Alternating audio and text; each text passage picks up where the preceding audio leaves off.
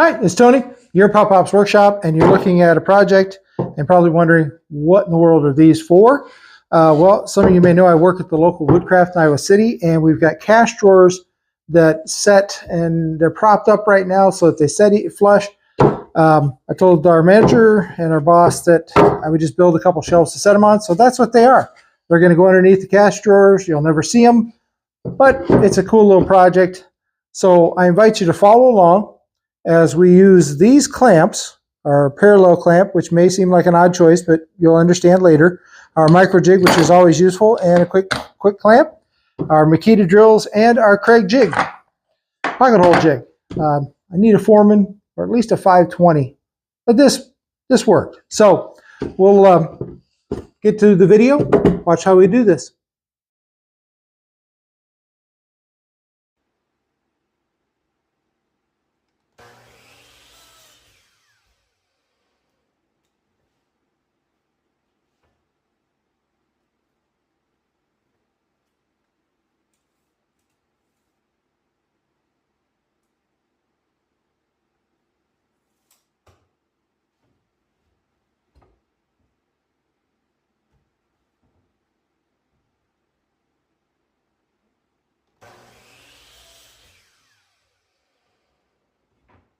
Okay, I didn't get a video of this. You saw me cutting in the previous clip, cutting these to size.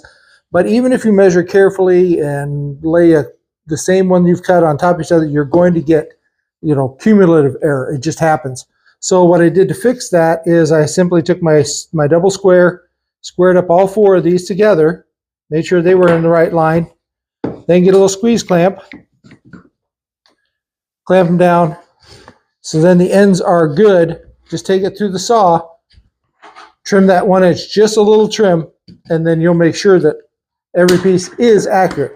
Now, this is just a quick job, as I said in the beginning, but if you practice accuracy now, it goes into the more important things. So practice accuracy on the small stuff, the big stuff takes care of itself.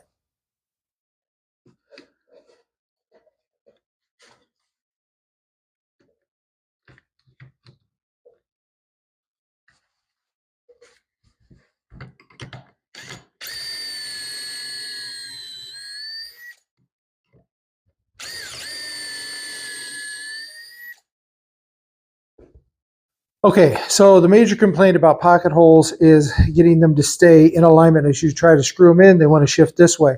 This looks like overkill, but only because I don't have a corner clamp to clamp in the hole. So I have my Bessie parallel clamp.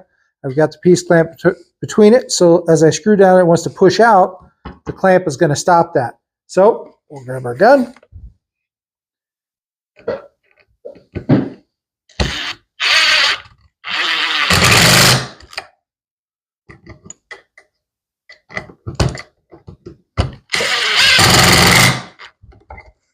And just like that, she stayed in place. We'll get the other one done.